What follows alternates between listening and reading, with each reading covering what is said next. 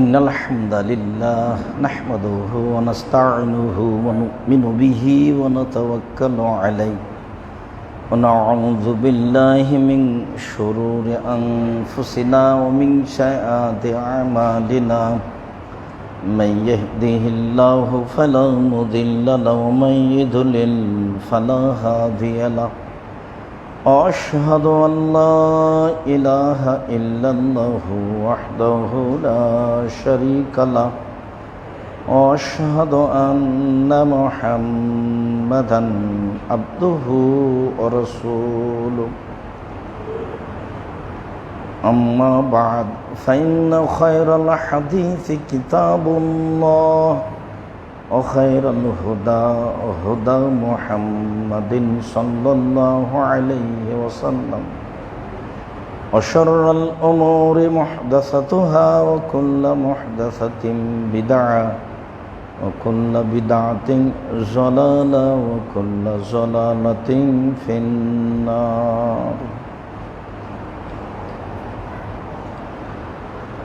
أعوذ بالله من الشيطان الرجيم فأقيموا الصلاة وآتوا الزكاة واعتصموا بالله هو مولاكم فنعم المولى ونعم النصير.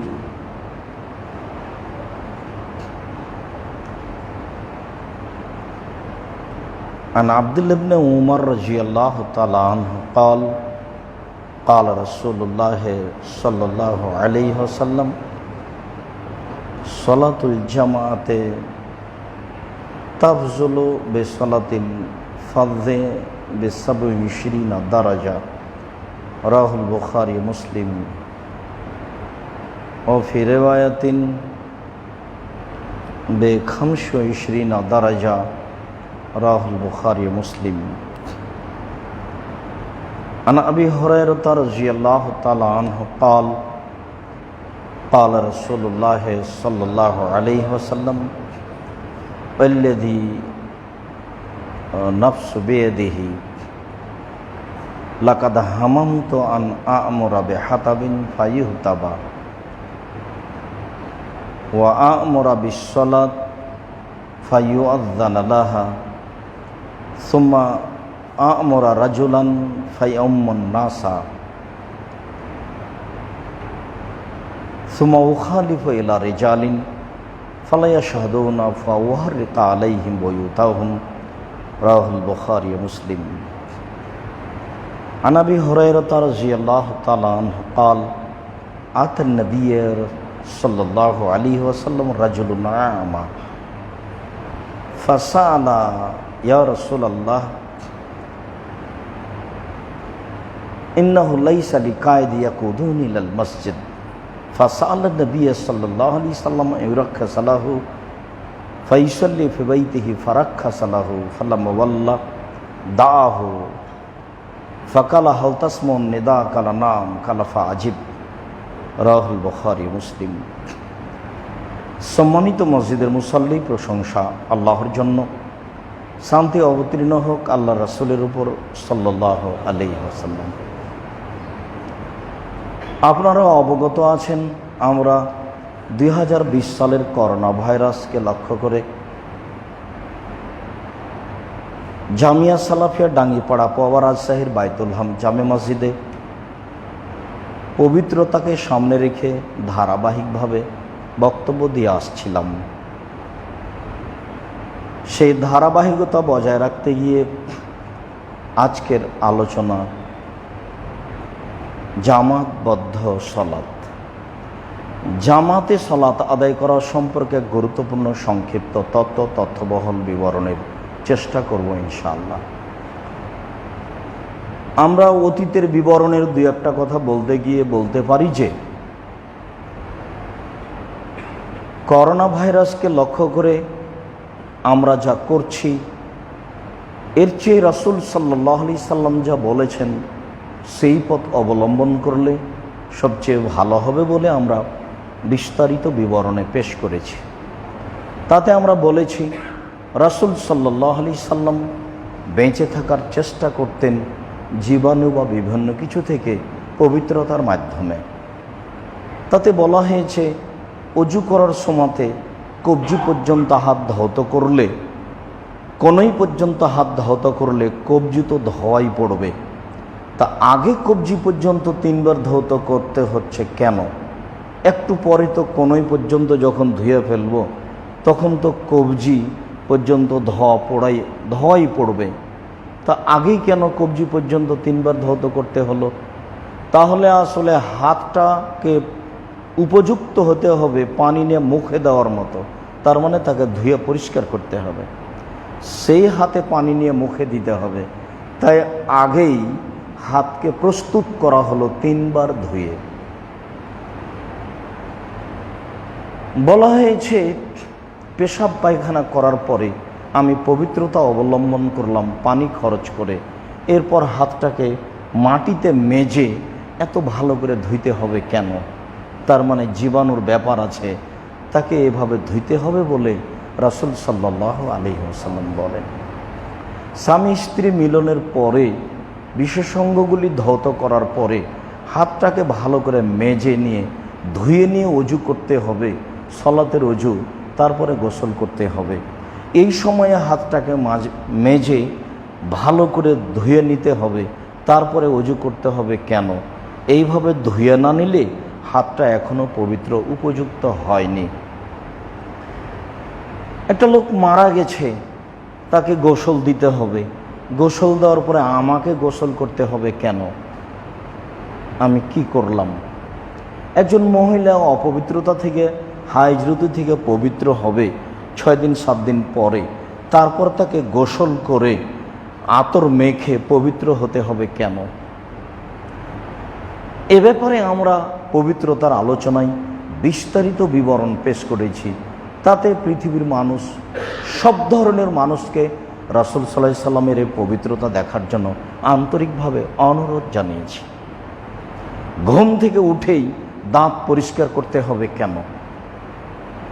প্রত্যেক সালাতের পূর্বে অজু করে দাঁত পরিষ্কার করে অজু করতে হবে কেন? দাঁত পরিষ্কারের ব্যাপারে তিনি এত কেন সতর্ক? পেশাব করলে, পায়খানা করলে তাকে এইভাবে পরিষ্কার করে অজু করতে হবে কেন? অজুর কি রহস্য? 3 বারই বা কেন ধৌত করতে হবে? মাটি দিয়ে কেন মাজতে হবে? কেউ যদি রাসূল সাল্লাল্লাহু আলাইহি সাল্লামের পবিত্রতা একটু বিবেচনা করে দেখত, তাহলে মানুষের পবিত্র হয়ে, পরিষ্কার পরিচ্ছন্ন হয়ে জীবাণু থেকে বেঁচে থাকার জন্য যত পথ পন্থা আছে তা তার মেনে নেওয়া, মেনে চলা সহজ হতো। বুঝে কে মানে কে, বুঝে কে মানে কে, বোঝারও চেষ্টা হয় না, মানানোর চেষ্টা হয় না। সম্মানিত দিনী ভাই বোন, আমরা পবিত্রতার এক পর্যায়ে আলোচনা করেছিলাম পবিত্রতা হলো তো 2 রাকাত সালাত আদায় করি, সেটা নফল সালাত। নফল সালাতের আলোচনা শেষ হলে যেহেতু সালাত, তাই ফরজ সালাতের আলোচনা করছিলাম। ফরজ সালাতের ধারাবাহিকতায় আলোচনা করতে করতে আমরা গত জুমায় আলোচনা পেশ করেছি নিষিদ্ধ সময়, যে সময়ে সালাত আদায় করা যাবে না। সালাত আদায় করা যাবে না বলে আমরা একটা বিস্তারিত বিবরণ পেশ করেছি। তার 2-1টা বাক্য আমরা এখানে টেনে এনে বলতে পারি যে কাবা ঘরে দিন রাত 24 ঘন্টা সালাত চলবে, কাবা ঘরে কোনো নিষিদ্ধ সময় নেই।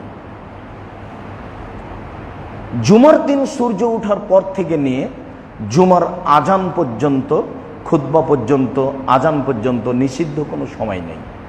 পৃথিবীতে জুমার দিনই এমন একটা দিন, লাইলাতুল কাদরেও ইচ্ছা মতো সালাত আদায় করা যাবে না, 8 রাকাতের বেশি চলবে না।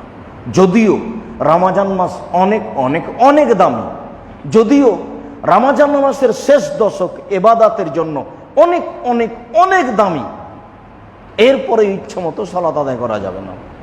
যুলহিজ্জার প্রথম দশক রমজানের শেষ দশকের চেয়ে দামি বলে বিদ্বানগণ মনে করেন, এরপরেও ইচ্ছা মতো সালাত আদায় করা যাবে না।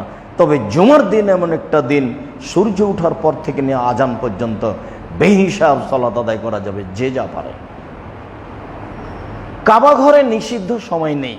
আর বলা হয়েছে ফরজ সালাতের জন্য নিষিদ্ধ সময় নেই। যখনই ঘুম ভেঙেছে তখনই সালাত আদায় করতে হবে। সূর্য মাথার উপরে থাক, ডুবতে যাক, উঠতে যাক, তাতে আসে যায় না। বলা হয়েছে মসজিদে ঢোকেই সালাত আদায় করতে হবে 2 রাকাত।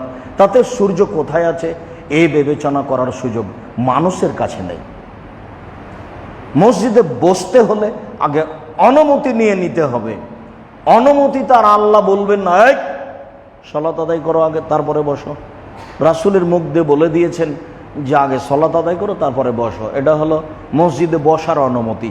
তাই তো খুতবা চলাকালীন একটা লোক ঢুকে বসে গেল, তখন আল্লাহ রাসূল বলেন, এই হুম অসাল্লে, ওঠো 2 রাকাত সালাত আদায় করো। এটাও ইমামের জন্য সুন্নাত। কোন মুসাল্লি যদি খুতবা চলাকালীন মসজিদে ঢুকে বসে যায়, তাহলে ইমাম খুতবা চলাকালীন তাকে দাঁড় করিয়ে 2 রাকাত সালাত আদায় করাবেন, তাহলে ইমাম সাহেব রাসূলের সুন্নাত পালন করলেন। হাদিস বুখারী মুসলিম। যদিও এদেশের মাটিতে সেদেশের মাটিতে শতকরা 95 থেকে 98টা মসজিদে ঢুকেই মানুষ বসে, এটাই নাকি সুন্নাত। সম্মানিত মসজিদের মুসল্লি, তার ধারাবাহিকতায় আজকের আলোচনা জামাতবদ্ধ সালাত। জামাতে সালাত আদায় করা সম্পর্কে রাসূল সাল্লাল্লাহু আলাইহি ওয়াসাল্লাম অনেক কিছু বলেছেন। আল্লাহ তাআলা বলেন, ফাকিমুস সালাতা ওয়া আতুজ যাকাতা, পৃথিবীর মানুষ তোমরা সালাত আদায় করো, তোমরা যাকাত প্রদান করো। ওয়া আতাসিমু বিহাবলিল্লাহ, আর আল্লাহর রশিকে শক্তভাবে মজবুতভাবে ধরো। আল্লাহর বিধানকে অলসতা করে গ্রহণ করো না। যেইটা করতে চাচ্ছ, যা করতে চাচ্ছ তা মজবুত করে শক্তভাবে আল্লাহকে সন্তুষ্ট করার জন্য করো। হুয়া মাওলাকুম, তিনি হচ্ছেন তোমাদের অভিভাবক। ফানিমাল মাওলা, তিনি হচ্ছেন উত্তম অভিভাবক। ও নিমান নাসির, তিনি হচ্ছেন উত্তম সাহায্যকারী। তার উপর দিয়ে সাহায্যকারী পৃথিবীতে কেউ নেই, তারপর দিয়ে উত্তম অভিভাবক পৃথিবীতে কেউ নেই। তিনি হচ্ছেন তোমাদের অভিভাবক। এ কথা আল্লাহ তাআলা বলেন।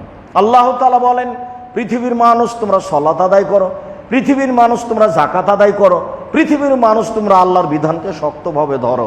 আল্লাহ হচ্ছেন তোমাদের উত্তম অভিভাবক, আল্লাহ হচ্ছেন তোমাদের সুন্দর অভিভাবক, আল্লাহ হচ্ছেন তোমাদের উত্তম সাহায্যকারী। এ কথা আল্লাহ তাআলা বলেন। সম্মানিত দিনী ভাই বোন, আব্দুল ইবনে উমর রাদিয়াল্লাহু তাআলা আনহু বলেন, রাসূল সাল্লাল্লাহু আলাইহি ওয়াসাল্লাম বলেছেন, সালাতুল জামাআতে তাফজুলু বিসালাতিল ফরদে, জামাতবদ্ধ সালাত আদায় করলে একা সালাত আদায় করার চেয়ে উত্তম হবে বে27 দারাজা, 27 গুণ বেশি। একাই সালাত আদায় করে আমি যত নেকি পাবো, জামাতবদ্ধ যদি আমি সালাত আদায় করি তাহলে তার চেয়ে 27 গুণ বেশি নেকি পাবো বলে রাসূল সাল্লাল্লাহু আলাইহি সাল্লাম বলেন। হাদিস বুখারী মুসলিম। অন্য এক বর্ণনায় এসেছে বে25 দারাজা, 25 গুণ বেশি পাবো বলে রাসূল সাল্লাল্লাহু আলাইহি সাল্লাম বলেন। ফজিলতের দিক দিয়ে, নেকি পাওয়ার দিক দিয়ে একা এবং জামাত, এইভাবে রাসূল সাল্লাল্লাহু আলাইহি সাল্লাম বলেন। তিনি বলেন, সালাতুর রাজুলে আজকা ওয়াহাদাহু, সালাতুর রাজুলে ওয়াহাদাহু আজকা, একজন সালাত আদায় করার চেয়ে 2 জন মিলে সালাত আদায় করা অনেক অনেক অনেক গুণে উত্তম। 2 জন মিলে সালাত আদায় করার চেয়ে 3 জন মিলে সালাত আদায় করা অনেক অনেক অনেক গুণে উত্তম। ওয়াইদা কাসরা ফা আহাব্বাল্লাহ, যত বেশি হবে তত আল্লাহর কাছে প্রিয় হবে, যত বেশি হবে তত আল্লাহর কাছে পছন্দ হবে। এই কথা রাসূল সাল্লাল্লাহু আলাইহি সাল্লাম বলেন। বলছিলাম জামাতবদ্ধ সালাত আদায় করলে নেকির কথা, বলি আদেশের কথা। আদেশ, তার আদেশ কেমন? জামাতে সালাত আদায় করতে হবে মর্মে মুহাম্মদ সাল্লাল্লাহু আলাইহি সাল্লাম কঠোর হুঁশিয়ারি দেন।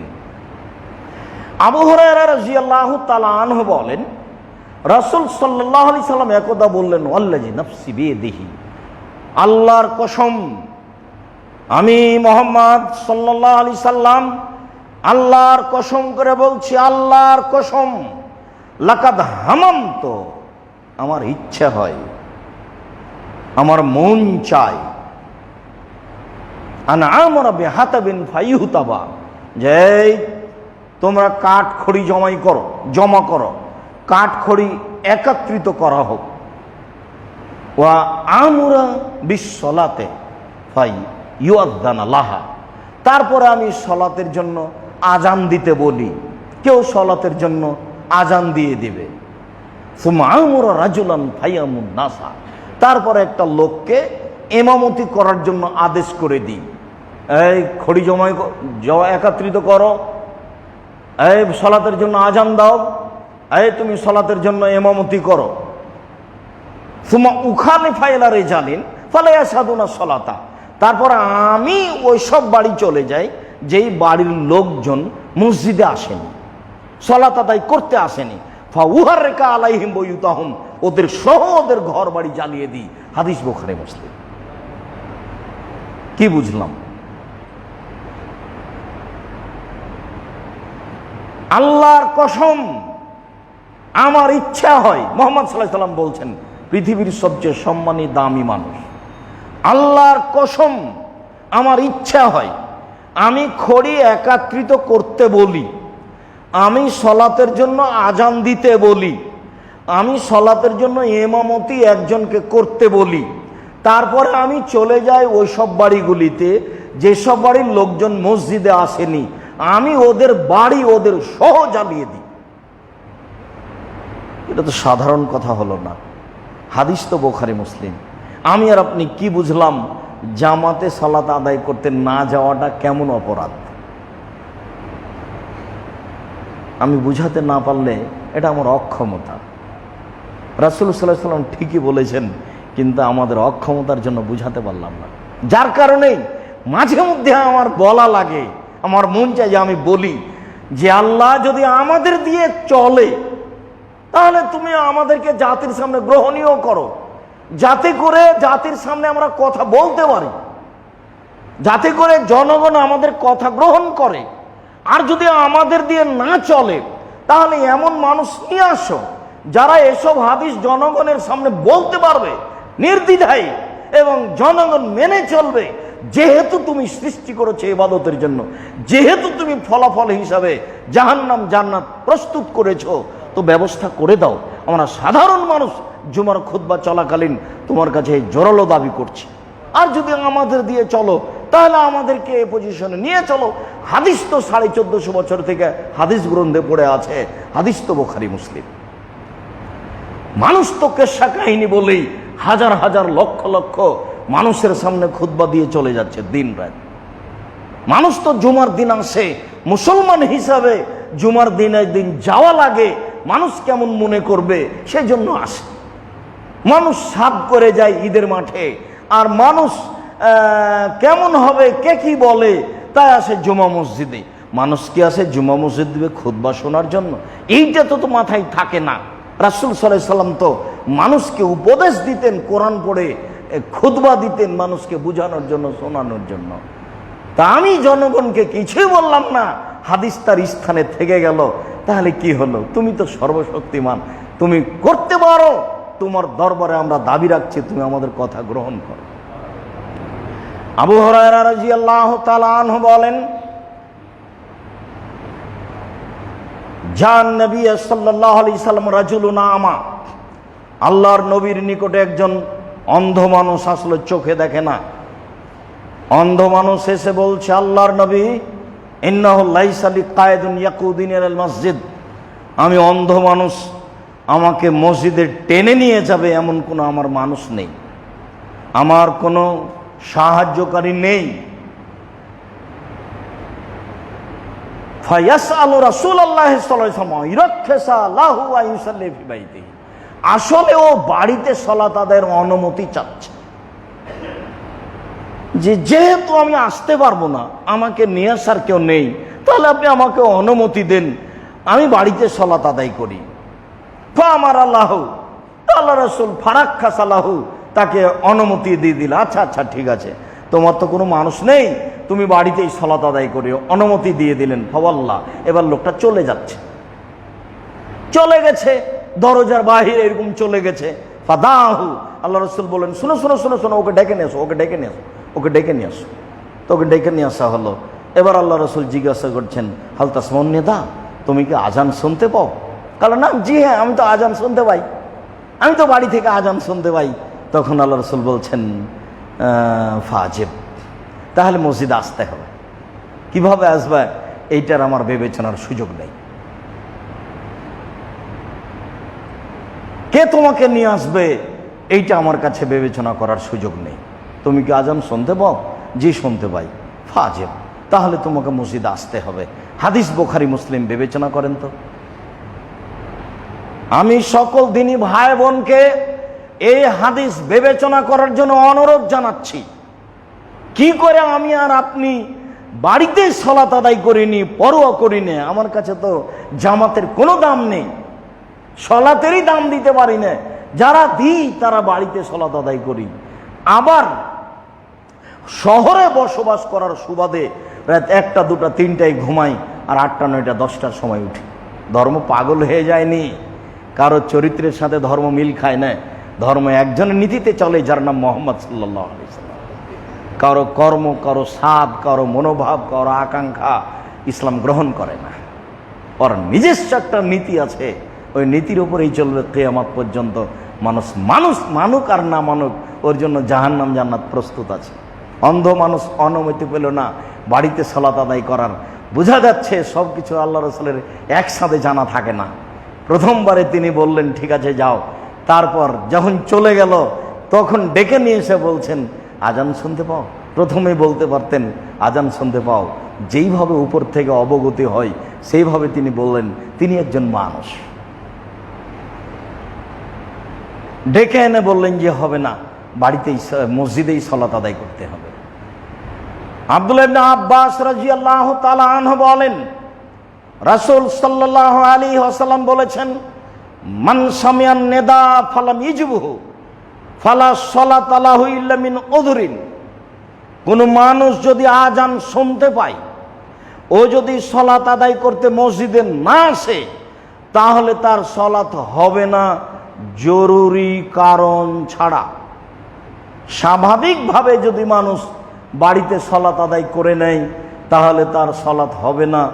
আবু দাউদ, নাসাই, তিরমিজি, ইবনে মাজাহ এই কথা রাসূল সাল্লাল্লাহু আলাইহি সাল্লাম বলেন।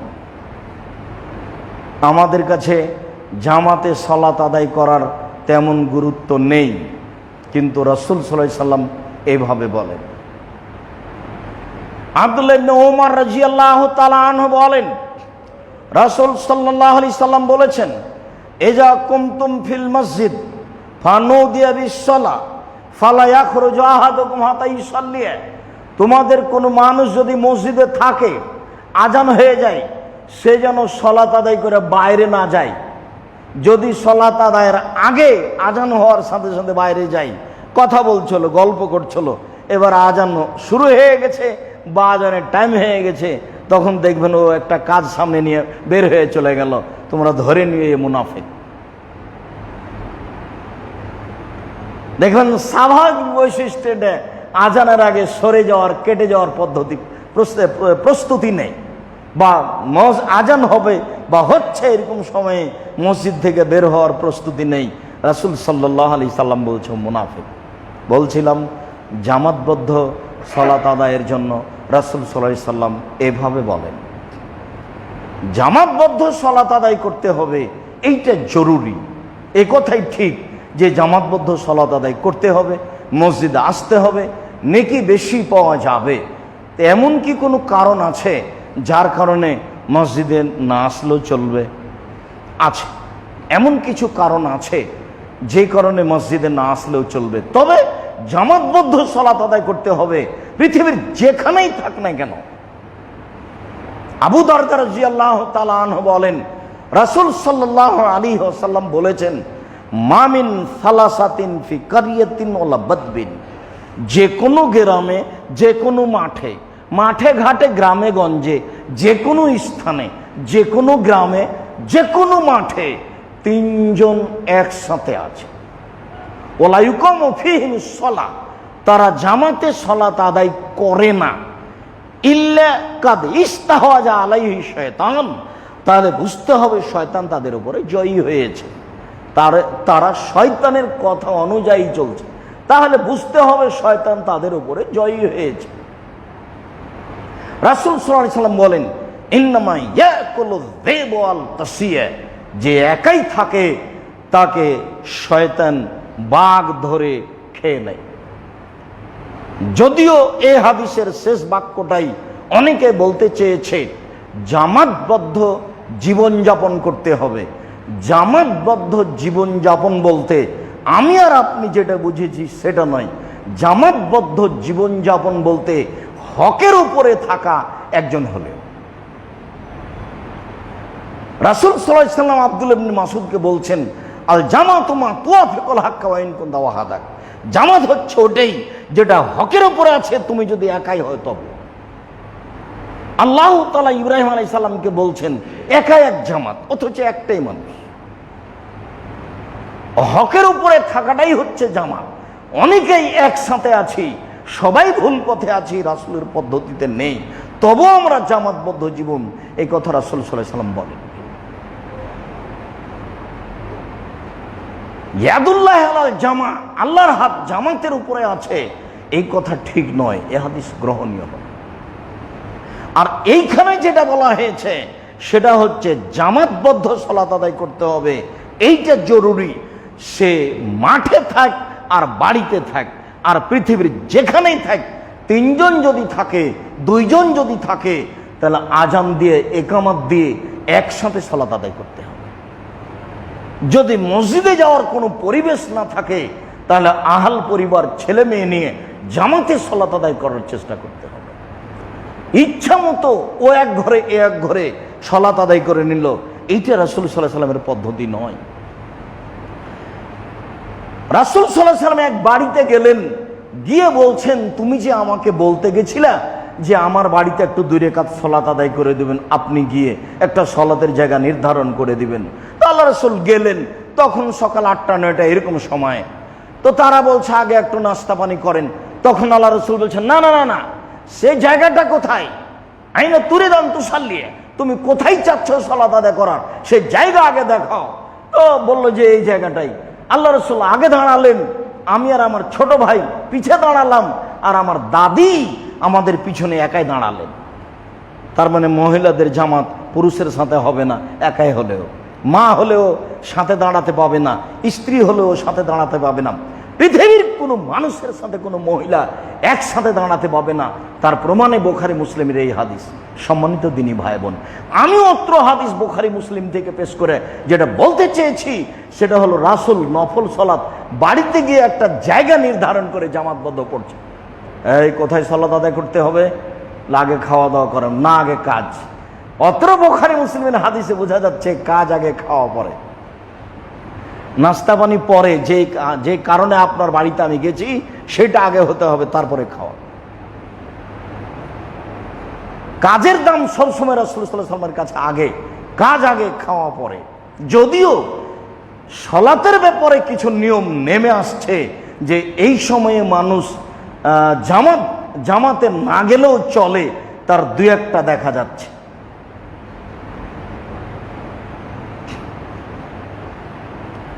আব্দুল্লাহ ইবনে উমর রাদিয়াল্লাহু তাআলা আনহু বলেন,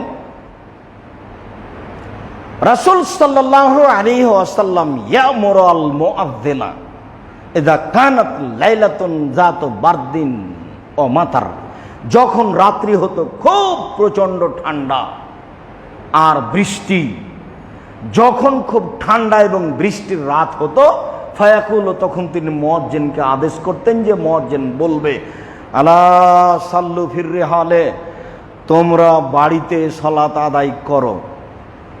আসসালা হায়াল আসসালা হায়াল আল ফালাহ, এই বাক্য দুটা না বলে মুয়াজ্জিন বলবে আলা সাল্লু ফির রিহাল, তোমরা বাড়িতে সালাত আদায় করো। তাহলে বাড়িতে সালাত আদায় করার অনুমতি রাসূল সাল্লাল্লাহু আলাইহি ওয়াসাল্লামের পক্ষ থেকে আছে। যেখানে কঠোরতা আছে সেখানে অনুমতি আছে, সেটা হলো এটা বৃষ্টির সময়, প্রচণ্ড ঠান্ডার সময় তাহলে আশঙ্কা থাকলে, সমস্যা থাকলে, আশঙ্কা থাকলে। আব্দুল্লাহ ইবনে উমর রাদিয়াল্লাহু তাআলা আনহু বলেন, রাসূল সাল্লাল্লাহু আলাইহি ওয়াসাল্লাম বলেছেন, এদা ওদিয়া আহাদুকুমুল আশা, যদি তোমাদের কারো সামনে রাতের খাদ্য চলে আসে, ফাবদা বিল আশা, তাহলে আগে খাদ্য খেয়ে নাও। অন্য এক বর্ণনায় এসেছে যে আব্দুল্লাহ ইবনে উমর খাচ্ছেন, তখন জামাত চলছে, উনি কেরাত শুনতে পাচ্ছেন। খাওয়ার যদি সামনে রেডি হয়ে যায় তাহলে খাওয়া আগে, তারপরে সলাৎ। যদিও বিষয়টি আমাদের কাছে অত প্রযোজ্য গ্রহণীয় নয়, এই জন্য যে আমাদের 3 বার তো খাওয়া আছেই, আরো বেশি আছে। আর তখন খাদ্যের মানই কম ছিল, খাদ্য কম ছিল, ক্ষুধা আছে ভিতরে, তারপরে সলাৎ চলবে জামাতে, তখন ভিতরে একটা দুর্বলতা কাজ করবে, এমনটা যেন না আসে। তাই রাসূল সাল্লাল্লাহু আলাইহি ওয়াসাল্লাম বলছেন যে খাওয়া আগে, তারপরে সালাত। আয়েশা রাদিয়াল্লাহু তাআলা আনহা বলেন, সামিতু রাসূলুল্লাহ সাল্লাল্লাহু আলাইহি ওয়াসাল্লাম ইয়াকুল, আমি আল্লাহ রাসূলকে বলতে শুনেছি, আল্লাহ রাসূল বলছিলেন যে লা সালাতা বিহাজারাতি তম, খাদ্য উপস্থিত হলে সালাত আদায় করতে হবে না, আগে খাদ্য তারপরে সালাত। ওলা হুয়া ইদাফাহুল আখবাসান, আর যার পেশাব পায়খানার জরুরি প্রয়োজন আছে সে সালাত আদায় করবে না, আগে পেশাব পায়খানার কাজ শেষ করবে, তারপরে সালাত আদায় করবে। এই কথা আয়েশা রাদিয়াল্লাহু তাআলা আনহা বলেন। আয়েশা রাদিয়াল্লাহু তাআলা আনহা যা বলেন তাতে আমরা বুঝতে পারছি যে খাওয়া সামনে চলে আসলে আগে খাওয়া, তারপরে সালাত। তারপরে তিনি যা বললেন তাতে আমরা বুঝলাম যে পেশাব পায়খানা নিয়ে সালাত আদায় করতে হবে না। পেশাব পায়খানা নিয়ে যদি সালাত আদায় করি তাহলে ভিতরে অস্বস্তি কাজ করবে, সালাতের মধ্যে একাগ্রতা থাকবে না। জামাতবদ্ধ সালাত আদায় করতে হবে, এর অনেক গুরুত্ব, অনেক নেকি, অনেক কঠোরতা। এরপর রাসূল সাল্লাল্লাহু আলাইহি ওয়াসাল্লামের পক্ষ থেকে এমন কিছু দেখা যায়। আশা যে বিষয়টি আমরা বুঝতে পারছি, আমল করার চেষ্টা করবো ইনশাআল্লাহ। আল্লাহুম্মা সাল্লি আলাইহি, আল্লাহুম্মা বারিক আলাইহি।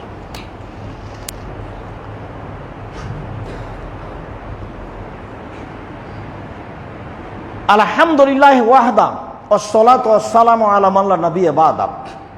আবু হুরায়রা রাদিয়াল্লাহু তাআলা আনহু বলেন, রাসূল সাল্লাল্লাহু আলাইহি সাল্লাম বলেছেন, এজা উকিমাতিস সালাত ফালা সালাতা ইল্লাল মাকতুবা, যদি কোনো সালাতের একামত দেওয়া হয় তাহলে তখন আর কোনো সালাত চলবে না।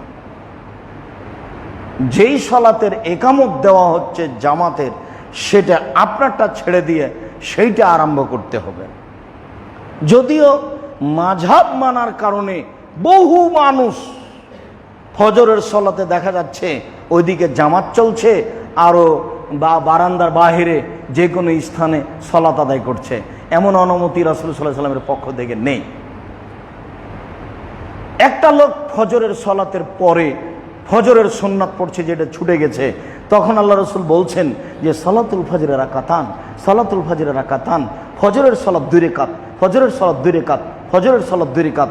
তখন লোকটি বলছে, আল্লাহ রাসূল আমি ওই 2 রাকাত পড়ছি যে 2 রাকাত ফজরের ফরজের আগে ছিল না, আমি পড়িনি। ফাসাকাতা রাসূলুল্লাহ সাল্লাল্লাহু আলাইহি ওয়াসাল্লাম, তখন আল্লাহ রাসূল চুপ হয়ে গেলেন।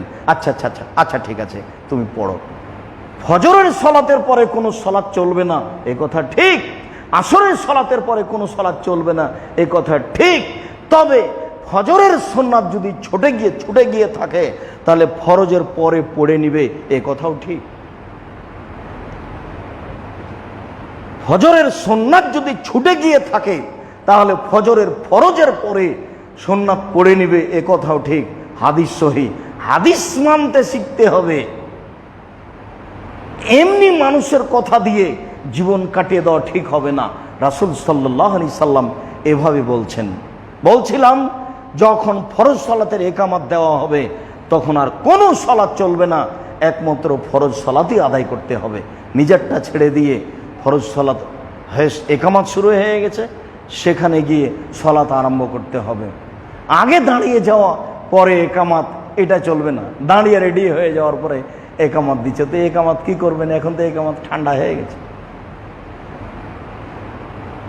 একামত মানে মুসল্লিরা দাঁড়াবে, যখন মুসল্লিরা দাঁড়িয়ে যাবে, একামত চলছে, একামত শেষ হয়ে যাবে, তখন আল্লাহর নবী মুসল্লিদের সামনাসামনি হয়ে, মুখামুখি হয়ে কাতারবদ্ধ সারিবদ্ধ হয়ে দাঁড়াতে বলতেন। তো যখন সারিবদ্ধ হয়ে মানুষ দাঁড়িয়ে গেল, একামত হয়ে গেছে, তখন ইমামকে মুসল্লির মুখামুখি হয়ে বলতে হবে, প্রাচীরের মতো দাঁড়ান, পায়ে পা মিলিয়ে দাঁড়ান, কাঁধে কাঁধ মিলিয়ে দাঁড়ান, ফাঁকা বন্ধ করুন, আমি শয়তানকে দেখতে পাচ্ছি ছাগলের বাচ্চার মতো তোমাদের দুইজনের ফাঁকা দিয়ে ঢুকে যাচ্ছে। এমন একদিন জীবনে পার হয়নি এটা না বলে তিনি সালাত শুরু করে দিয়েছেন। যদিও আমরা হাজারো মসজিদে, প্রায় মসজিদে দেখতে পাচ্ছি যে একামত চলছে আর উনি ওইদিকে মুখ করে আছেন। যখন কাতকামাতি সল্লা বা এরকম পর্যায়ে পৌঁছেছেন, পাগড়িও পেঁচাচ্ছেন, ওদিকে মুসল্লির সাথে কোনো কথা নেই, একামত শেষ হতে না হতে আল্লাহু আকবার। ওইভাবেই চলছে, ওইভাবেই গড়ে উঠেছে। রাসূল সাল্লাল্লাহু আলাইহি ওয়াসাল্লামের পদ্ধতিটা নয়। যখন ফরজ সালাতের একামত দেওয়া হবে তখন আর কোনো সালাত চলবে না। আমাকে তো মসজিদে যেতে হবেই, মহিলাদেরকে মসজিদে যেতে হবে, রাসূল সাল্লাল্লাহু আলাইহি ওয়াসাল্লামের জরুরি আদেশ। তবে কোনটা জরুরি, কোনটা ভালো, কোনটা উত্তম বিবরণে আমাদের কাছে স্পষ্ট হয়ে যাবে বলে আশাবাদী। আব্দুল্লাহ ইবনে উমর রাদিয়াল্লাহু তাআলা আনহু বলেন, রাসূল সাল্লাল্লাহু আলাইহি ওয়াসাল্লাম বলেছেন, ইন্নাল মারাতা ইজাস্তাজানাত ফালা ইয়ামনাউহা, ইন্নাল মারাতা ইজাস্তাজানাত আল মাসাজিদা ফালা ইয়ামনাউহা। কোন মহিলা যদি মসজিদে সালাত আদায় করতে যেতে চায়, তাহলে তার স্বামী, তার কেউ যেন তাকে মসজিদে যেতে বাধা না দেয়। এ কথা রাসূল সাল্লাল্লাহু আলাইহি সাল্লাম বলেন, হাদিস বুখারী মুসলিম। আব্দুল্লাহ ইবনে উমর রাদিয়াল্লাহু তাআলা আনহু বলেন, রাসূল সাল্লাল্লাহু আলাইহি সাল্লাম বলেছেন, লা তামনাউন নিসা আল মাসাজিদা, তোমরা মহিলাদেরকে মসজিদে যেতে নিষেধ করো না। ওয়া খায়রুল লাহুন্না বুয়ুতুহুন্না, তবে বাড়ি তাদের যে উত্তম, তবে বাড়ি তাদের জন্য উত্তম। একই হাদিস, হাদিস বুখারী মুসলিম। তোমরা মহিলাদেরকে মসজিদে যেতে নিষেধ করো না, তবে বাড়ি তাদের জন্য উত্তম। আব্দুল্লাহ ইবনে উমর রাদিয়াল্লাহু তাআলা আনহু বলেন, রাসূল সাল্লাল্লাহু আলাইহি ওয়াসাল্লাম বলেছেন, লা তামনাউন নিসা আল মাসাজিদা হুজুজাহুন্না, মহিলাদের যে মসজিদে যাওয়ার একটা হক, অধিকার রয়েছে, অংশ রয়েছে, সেটা থেকে তোমরা তাদেরকে বাধা দিও না, তোমরা তাদেরকে মসজিদে যেতে দাও। রাসূল সাল্লাল্লাহু আলাইহি সাল্লাম এই কথা বলেন। আবু হুরায়রা রাদিয়াল্লাহু তাআলা আনহু বলেন, রাসূল সাল্লাল্লাহু আলাইহি ওয়াসাল্লাম বলেছেন, খায়রুস সুফুফির রিজালে আউয়ালুহা ওয়া শাররুহা আখিরুহা, পুরুষের কাতার প্রথমটা সবচেয়ে উত্তম আর শেষেরটা সবচেয়ে খারাপ। ওয়া খায়রুস সুফুফিন নিসায়ে আখিরুহা ওয়া শাররুহা আউয়ালুহা, আর মহিলাদের প্রথম কাতারটা সবচেয়ে খারাপ আর শেষেরটা সবচেয়ে ভালো। হাদিস বুখারী মুসলিম। বলেন তো এর রহস্য কি? রাসূল সাল্লাল্লাহু আলাইহি সাল্লাম বললেন, শোনো, পুরুষদের প্রথম কাতার সবচেয়ে উত্তম আর ওদের শেষ কাতার সবচেয়ে খারাপ। মহিলাদের প্রথম কাতার মহিলাদের শেষ কাতার সবচেয়ে উত্তম আর প্রথম কাতার সবচেয়ে খারাপ। কেন? পুরুষের কাতার যখন শেষ হবে তখন মহিলাদের কাতার শুরু হবে। ওদের যদি একটু চুরিও বেজে উঠে তখন আপনার সালাতের স্বাভাবিক ব্যাঘাত ঘটতে পারে। মসজিদে আসবে এ কথা ঠিক, মসজিদে উপস্থিত হতো মহিলারা। কত হাদিস রাসূল সাল্লাল্লাহু আলাইহি সাল্লাম সারিবদ্ধ হয়ে দাঁড়ানোর বিষয়টি এইভাবে বললেন। তাহলে ওই মসজিদে পুরুষের কাতার শেষ হলেই মহিলারা দাঁড়াতো, যা অত্র হাদিসে স্পষ্ট বোঝা যায়। আনাস রাদিয়াল্লাহু তাআলা আনহু বলেন, কানান নবী সাল্লাল্লাহু আলাইহি ওয়াসাল্লাম ইয়াউম লা ইয়াসমাউ বুকা সাবিয়ে, আল্লাহ রাসূল ইমামতি করতেন, করতে করতে বাচ্চার কান্না শুনতে পাচ্ছেন। তো ফায়ুখাফফা মাখাফাতান তুফতান উম্মুহু, তার মা বিপদে পড়ে যাক এটা যেন না হয়, তাই তিনি লম্বা কেরাত করছিলেন। যেমন বাচ্চার কান্না শুনতে পেলেন তখন কেরাতটা হালকা করে দিলেন, তাড়াহুড়া করে এখন সালাম ফিরে দিবেন, যাতে করে মা বাচ্চা নিয়ে বিপদে না পড়ে। হাদিস বুখারী মুসলিম। এই সব হাদিসগুলি দিয়ে আমি দেখাচ্ছি মহিলাদের মসজিদে আসা, বিশেষভাবে জুমার দিন আসা উত্তম, তবে 5 ওয়াক্ত সালাত বাড়িতে উত্তম। আব্দুল্লাহ ইবনে উমর রাদিয়াল্লাহু তাআলা আনহু বলেন, রাসূল সাল্লাল্লাহু আলাইহি সাল্লাম বলেছেন, লা ইয়ামনা আন্না রাজুলুন আহলাহু আন ইয়াতুল মাসাজিদা, কোন মানুষ যেন তার স্ত্রীকে মসজিদে আসতে নিষেধ না করে, কোন মানুষ যেন তার স্ত্রীকে মসজিদে আসতে নিষেধ না করে। তখন বেলাল ইবনে আব্দুল্লাহ ইবনে উমর বলছেন, উমর রাদিয়াল্লাহু তাআলা আনহুর নাতি আব্দুল্লাহ ইবনে উমরের ছেলে বেলাল বলতো, বেলাল হাবসি নয় যিনি আজান দিতেন, এই বেলাল হচ্ছেন উমর রাদিয়াল্লাহু তাআলা আনহুর ছেলের ছেলে। তো বেলাল রাদিয়াল্লাহু তাআলা আনহু বলছেন ইন্নামা নামনাহুন্না, আমি মহিলাদেরকে মসজিদে আসতে নিষেধ করব। তখন কাল আব্দুল্লাহ ইবনে উমর বলছেন, ওয়াহাদ্দিসান রাসূলুল্লাহ সাল্লাল্লাহু আলাইহি সাল্লাম ওয়া তাকুলু হাজা, আমি বলছি আল্লাহর নবী মহিলাদেরকে মসজিদে আসতে বলেছেন আর তুমি নিষেধ করো, মানে আমি বলছি আল্লাহ রাসূলের কথা আর তুমি বলছো তোমার কথা। ফামা কাল্লামু হাত্তা মাতা, সেদিন থেকে আব্দুল্লাহ ইবনে উমর তার ছেলের সাথে মরা পর্যন্ত কথা বলেননি। হাদিস মুসলিম। কি বুঝালাম? ছেলে বলছে স্ত্রীকে মসজিদে যেতে দিব না, তখন আব্দুল্লাহ ইবনে উমর বলছেন, আমি বলছি নবী বলেছেন আর তুমি বলছো আমি বলেছি। আমি বলছি নবী বলেছেন মসজিদে যেতে আর তুমি বলছো আমি যেতে দেব না, তোমার সাথে আমি কথাই বলবো না, এটা শরীয়তের ব্যাপার, তোমার সাথে আমার কোনো কথাই নেই। মরা পর্যন্ত আব্দুল্লাহ ইবনে উমর ছেলের সাথে আর কোনোদিন কথা বলেন। ইবনে আব্বাস রাদিয়াল্লাহু তাআলা আনহু বলেন, রাসূল সাল্লাল্লাহু আলাইহি ওয়াসাল্লাম বলেছেন, সলাতুল মারআতি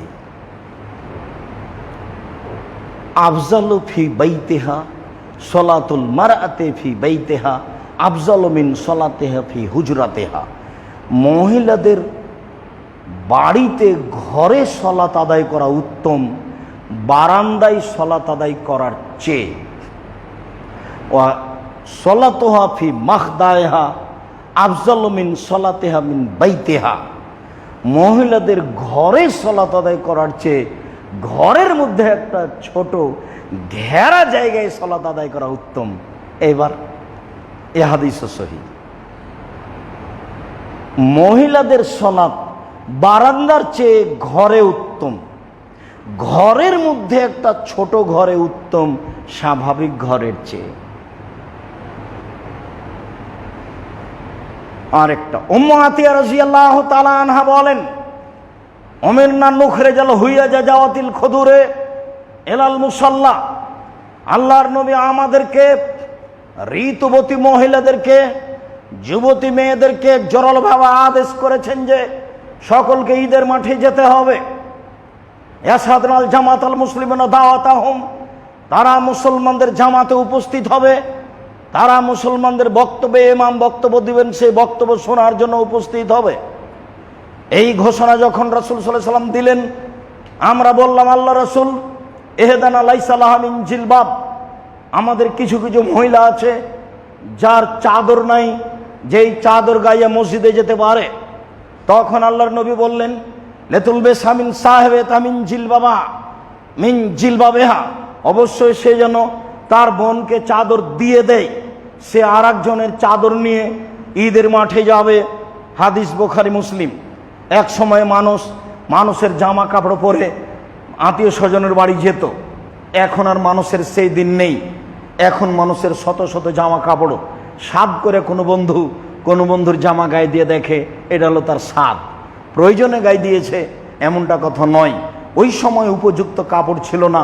যখন আল্লাহর নবী জোরালো আদেশ দিলেন যে ভালো মহিলা তো ঈদের মাঠে যাবেই, ঋতুবতীও যাবে, যুবতীরাও যাবে, তখন তারা বলল আমাদের অনেকেরই চাদর নেই, তাহলে আমরা মাঠে কিভাবে যাব সালাত আদায় করতে? তখন আল্লাহ রাসূল বললেন যে তাহলে আর একজন তাকে পরাবে, মানে কাপড় ধার নিয়ে ঈদের মাঠে যেতে হবে। হাদিস বুখারী মুসলিম। এবার সব হাদিসের সমন্বয় কি হবে? সব হাদিসের সমন্বয় হলো যে 5 ওয়াক্ত সালাত বাড়িতে উত্তম, জুমা সালাত মসজিদে উত্তম, আর ঈদের সালাত যেতে বাধ্য, ওখানে আপোষ নেই, ওখানে উত্তম অনুত্তম নেই। ঈদের সালাতে মহিলাদেরকে যেতে হবে, যেতে বাধ্য। জুমার দিন আসা ভালো, 5 ওয়াক্ত বাড়িতে ভালো, 5 ওয়াক্ত বাড়িতে ভালো, জুমার দিন মসজিদে ভালো, ঈদের মাঠে যেতে বাধ্য। সব হাদিসের সমন্বয় এইটা। সম্মানিত দিনী ভাই বোন, বলছিলাম জামাতবদ্ধ সালাত আদায়ের বিবরণ। তাতে বলছিলাম মহিলাদেরকেও মসজিদে আসতে হবে। রাসূলের যুগে মহিলারা মসজিদে যেত, বিভিন্ন কারণে জামাতবদ্ধ নেকি পাওয়ার আশায়। সাথে সাথে বিভিন্ন সময় মসজিদে দিন ধর্মের আলোচনা হয়ে থাকে, বিশেষভাবে জুমা সালাতের আলোচনা হয়ে থাকে। এক সময়ে এই ঢাকা শহরে কোনো মাঝাবি মসজিদে মহিলাদের দেখা যেত না। এখন প্রায় 13, 14, 15টা, আরও তার চেয়ে বেশি মসজিদে মহিলাদেরকেও দেখা যায়। এক সময়ে তাদের মসজিদে ঢোকা মানে মসজিদ অপবিত্র হয়ে যাবে, এখন সেটা কেটে গেছে। হয়তো বিবরণ মানুষ যদি আরো শক্তভাবে জাতির সামনে পেশ করতে পারে, তাহলে রাসূল সাল্লাল্লাহু আলাইহি ওয়াসাল্লামের সব কথাগুলি জাতির সামনে আসবে, জাতি তখন সহজে বিচার করতে পারবে যে কি আমাদের করা লাগবে। কিন্তু তাদের সামনে আমরা পেশই করলাম না, তারা যেভাবে জানলো মানুষের মুখে সেভাবে দুনিয়া থেকে চলে গেল, বিবেচনা করার সুযোগ হলো না যে আসলে রাসূল বলেছেন কিনা। রাসূল সাল্লাল্লাহু আলাইহি সাল্লাম মসজিদের ব্যাপারে, 5 ওয়াক্ত সালাতের ব্যাপারে, জুমার ব্যাপারে, ঈদের সালাতের ব্যাপারে এইভাবে বলেছেন। বিষয় যে আমরা জামাতবদ্ধ সালাত আদায় করার বিষয়টি বুঝতে পেরেছি। সম্মানিত দিনী ভাই বোন, এই পর্যন্ত বলে আমি আপনাদেরকে অনুরোধ জানাচ্ছি, ইবাদতের জগতে সবচেয়ে ভিন্ন ধরনের বিরল ব্যতিক্রম ইবাদত যে সালাত, যার ব্যাপারে কোনো আপোষ নেই। মানুষের জীবনে সবচেয়ে গুরুত্বপূর্ণ, জরুরি, পৃথিবীতে মানুষের জীবনে এর চেয়ে কোনো জরুরি কাজ নাই, সেটা হলো সালাত। আমি যেটুকু বুঝেছি কোরআন হাদিস ভাঙাচোরা, তাতে আমি হিসাব জাতির সামনে পেশ করছি এইভাবে যে মানুষের জীবনে সালাতের চেয়ে জরুরি আর কোন কাজ পৃথিবীতে আছে, এইটা কোরআন হাদিসের হিসাবে আসে না। তারপরে পরে যেটা বলেছি সেটা হলো মানুষের জীবনে জরুরি কাজ হচ্ছে হালাল রুজি উপার্জন করা, মানুষের জীবনে জরুরি কাজ হচ্ছে কোরআন তেলাওয়াত করা, মানুষের জীবনে জরুরি কাজ হচ্ছে যেখানে দুইজন বসে গল্প করছে সেখানে না বসা, সেখানে বসলে ফেঁসে যাবে, যা ইবাদত বন্দেগী করেছে সব হারিয়ে যাবে, মানে বৈঠকটা বদনাম দিয়ে ঘেরা। আপনি দেখেন সালাতের পরে একটু আগিয়ে যান, দেখবেন চায়ের স্টলে সবাই কে যে কার কি কথা বলছে তার কোনো হিসাব নাই, হুজুরে যে কি বলছেন সেটার হিসাব নাই, এই কোন হুজুরে কি বলল। সম্মানিত দিনী ভাই বোন, আমি অনুরোধ জানাচ্ছি, আমি আব্দুর রাজ্জাক বিন ইউসুফ বিগত 90 সাল থেকে জাতির সামনে কথা বলছি।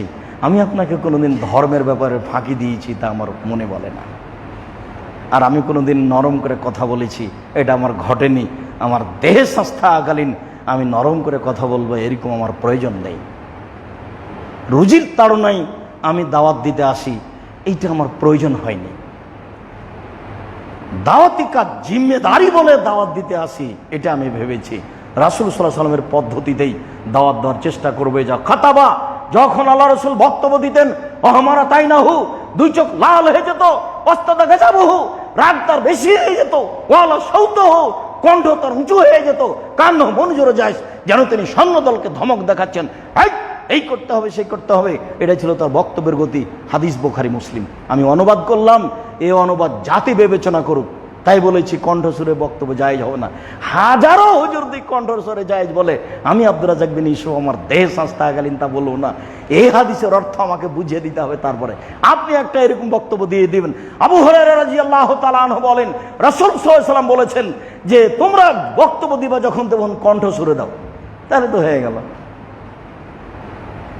তাহলে তো এত কিছু বলার থাকে না। রাসূল সাল্লাল্লাহু আলাইহি ওয়াসাল্লাম বক্তব্যের এটা গতি।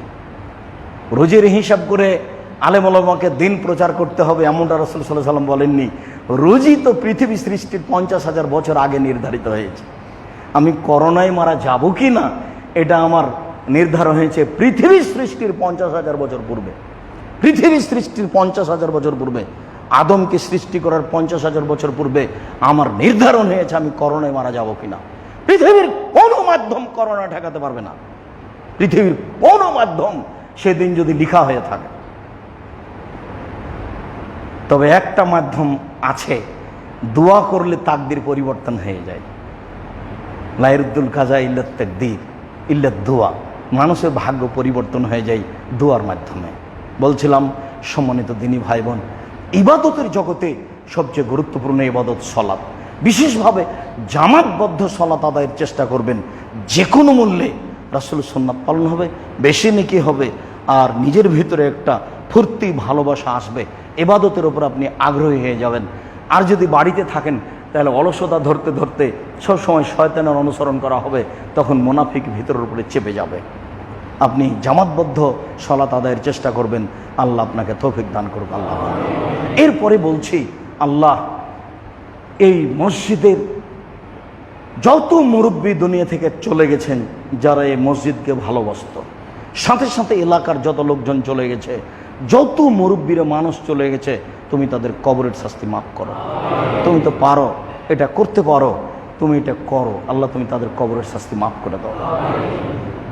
যারা বাড়িতেও হাসপাতালে অসুস্থ আছে, তুমি তাদের আরোগ্য দান করো। বলছি আল্লাহ, আমি একজন সাধারণ খাকসার মানুষ, দিন রাত বলছি, কোনো সময় আপনি আমার কথাকে ভারী মনে করবেন না। আপনি আমার খুব কাছের মানুষ। কোনো কথা যদি আপনি আপত্তিকর মনে করেন আমাকে না বলেই, তাহলে আমি কষ্ট পাবো। আমার মনে বড় সাধ, আমি এদেশের মাটিতে উন্নত মানের প্রতিষ্ঠান গড়বই ইনশাল্লাহ, সেটাই জামিয়া সালাফিয়া। যে কোনো মূল্যে আমার হাতে টাকা না, এ কথা সত্য, জামিয়া সালাফে গড়বে এ কথা সত্য, ইনশাল্লাহ গড়বে। আমি একজন ফকির মানুষ, ভিক্ষা চাই, এ কথাই সত্য। এরপরও জামিয়া সালাফিয়া তৈরি হবে এ কথা সত্য, ইনশাল্লাহ হবে। কয়দিন পরে আপনার জামিয়া সালাফিয়া রূপগঞ্জ নারায়ণগঞ্জ ঢাকা যেটা, সে প্রতিষ্ঠানটা গড়বে প্রায় 50 বিঘা জমির উপরে। শতাব্দীর পর শতাব্দী যারা সঠিক আকিদার মানুষ, তারা এই জামিয়া সালাফিয়া ভোগ করবে। তারা দিন সেখানে প্রচার করবে, প্রচারের ব্যবস্থা করবে। বিশাল ভূখণ্ডের উপরে এই জামিয়া সালাফিয়া, প্রায় 24 থেকে 25 বিঘা জমির উপরে জামিয়া সালাফিয়া ডাঙ্গিপাড়া পবা রাজশাহী। বাইতুল হাম জামি মসজিদ জামিয়া সালাফিয়া ডাঙ্গিপাড়া যেটা, সেটা এখন 3 তলার কাজ আরম্ভ হয়েছে। আর যেটা জামিয়া সালাফিয়া রূপগঞ্জ নারায়ণগঞ্জ ঢাকা, এটার জমি বরাদ্দ হতে এখনো কিছু বাকি আছে। এই মসজিদ তৈরি হবে প্রায় 200 শতক জমির উপরে ইনশাআল্লাহ, যেখানে 10,000 মুসল্লি একসাথে সালাত আদায় করতে পারবে। আপনি চিন্তা করিয়েন না যেটা হবে কিভাবে। এইটা যখন আমিও ভোগ করি না, আপনাকে ভোগ করতে আমি নিষেধ করছি যে কেমনে হবে বললে তো তাহলে আল্লাহর শক্তিকে খাটো করা হলো। কেমনে হবে এই কথা বলতে হবে না, বলতে হবে আল্লাহ তুমি ব্যবস্থা করো। আমার কাছে কিছুই নাই, তবু আমি বলছি। 1 মাসে প্রায় 20 লক্ষ বেতন লাগে। 1 মাসের বেতন যদি আমি রেডি করি, তাহলে আমার বাকি জীবন কাজ করতে হবে মরা পর্যন্ত, তাহলে 1 মাসের হবে। তারপরে তো আমি বলছি যে ব্যবস্থা আল্লাহ করে দেবে, হচ্ছে তো। 3,850 জন ছেলে মেয়ে, 500 জন অসহায়, 200 জন এতিম, তার তো আহার হচ্ছে, তারা তো আছে, পড়াশোনা করছে। কাজে নিরাশার কিছু নেই। আমার অনুরোধ রক্ষা করবেন, আমার বিনীত অনুরোধ। কোনো সময় আমার কথাকে খাটো চোখে দেখবেন না, আর একটু খালি বলবেন আল্লাহ তুমি জামিয়া সালাফে কবুল করো। আমি আপনাকে টাকা দিতে বাধ্য করিনি, তবে আমি আপনাকে বলতে চাই যে আপনার টাকা ছাড়াই জামিয়া সালাফে গড়ে উঠুক, এটা আমি চাই না। আপনারও 10 টাকা সেখানে থাক। 10 টাকা মানে 10 টাকা কথা নয়, 10 টাকা মানে 10 লক্ষ টাকা, 10,000 টাকা, এটা থাক। এটা আমার ওই কান্তিক ইচ্ছা। কেন? এই সঠিক আকীদার প্রতিষ্ঠানের ব্যাপারে আমার একটা জোরালো দাবি থাকে। পতিতালয়ের মহিলা যদি কুকুরকে পানি পান করে জান্নাত পেতে পারে, আমি এই সঠিক আকীদার প্রতিষ্ঠানে 10টা টাকা দান করলে আমারও জান্নাত হতে পারে। তার রহমতের অভাব নেই। আমি পরকাল রাসায়ে দানটা করেছি, পথ খোলা থাকলো জাতির সামনে। জাতি যদি একটু সংকীর্ণ না হয়ে একটু প্রশস্ত হয়, মনটা বড় করে, তাহলে জান্নাতের পথ খুলে যাবে। ইবাদতের জগতে সবচেয়ে দামি ইবাদত দান। আপনাদের সঠিক পথের জায়গায় এগুলি। সম্মানিত দিনী ভাই বোন, একটু অন্তর থেকে জামিয়া সালাফের জন্য দোয়া করবেন। আল্লাহ যেন জামিয়া সালাফেকে কবুল করেন। ওর অন্তর্গত যত প্রতিষ্ঠান আছে, জামিয়া সালাফে অন্তর্গত বড় প্রতিষ্ঠান আছে আপনার মাসিকাল ইতেশাম পত্রিকা। প্রত্যেকটা ভাই, আমি যখন বলি তখন 10 টাকা হোক 20 টাকা হোক, বের হওয়ার সময় একটা পত্রিকা নিয়ে যাবেন হাতে করে। 20 টাকাতে আপনার কত ক্ষতি হতে পারে। ও 10 টাকা নেই আর 20 টাকা নেই, একটা পত্রিকা নিয়ে যাবেন, আপনার বোনের জন্য একটা নিয়ে যাবেন। এতে জামিয়া সালাফে কত উপকৃত হবে সেটা আপনাকে হিসাব দিতে আমি পারি না। 10 জন খালি মুফতি আছে, বড় বড় এদেশের আলেম ওলামা, যারা 30,000 করে মাসে বেতন। 10 জন খালি মুফতি আছে মাসিকাল ইতেশামের পিছনে। 15-16 জন কর্মচারী আছে, ওর পিছনে একটা প্রেস আছে, ওর পিছনে আরো কত কি আছে। জামিয়া সালাফের অধীনে আছে অনলাইন আল ইতেশাম টিভি। জামিয়া সালাফের পিছনে আছে অসহায় মানুষের পিছনে দাঁড়ানো, যার জন্য আছে এখন ফ্রি অক্সিজেন বিতরণ। যে এর জন্য দোয়া করবেন না তো কোথায় দোয়া করবেন? নিজের জন্য করেন, জাতির জন্য করেন, যা আহলে হাদিসের জন্য করেন। বিশেষভাবে বলেন, আল্লাহ তুমি আমাদের এই দেশকে করোনা মুক্ত করো। করোনা মুক্তকে আমরা বালা বলছি। রাসূল সাল্লাল্লাহু আলাইহি সাল্লাম বলেছেন, আল্লাহ তুমি বালাকে দূরে করে দাও। যে এলাকাতে মানুষজন থাকে না সে এলাকাতে তুমি বালা মুসিবত নিয়ে যাও। আমরা অন্তর থেকে জুমার খুতবার সময় তোমাকে বলছি, করোনার মতো বালা মুসিবত বিপদকে তুমি আমাদের থেকে দূরে করে দাও। দেশকে, জাতিকে, জনগণকে তুমি করোনা মুক্ত করো। তুমি সব কিছু করতে পারো। ইন্নাকা আলা কুল্লি শাইইন কাদির। তুমি ক্ষমতাধর, ফাআলুল লিমা ইউরিদ। তুমি যা ইচ্ছা তাই করতে পারো। জুমার খুতবায় তোমার দরবারে জোরালোভাবে জানাচ্ছি, তুমি আমাদের এই কথা কবুল করো। তুমি আমাদের এই দেশকে করোনা মুক্ত করো। আল্লাহুম্মা আমিন। আল্লাহ, যারা আমাদের মারা গেছে তুমি তাদের কবরের শাস্তি মাফ করো। আমরা যারা অসুস্থ তুমি তাদের আরোগ্য দান করো। আমরা যারা বেঁচে আছি তুমি তাদেরকে তোমার রাসূলের পদ্ধতি অনুযায়ী চলার তৌফিক দান করো। এই দাবি, এই দাওয়া, এই দোয়া তোমার দরবারে রেখে আজকের জুমার খুতবা এখানে শেষ করলাম। সাল্লাল্লাহু আলাইহি ওয়াসাল্লাম।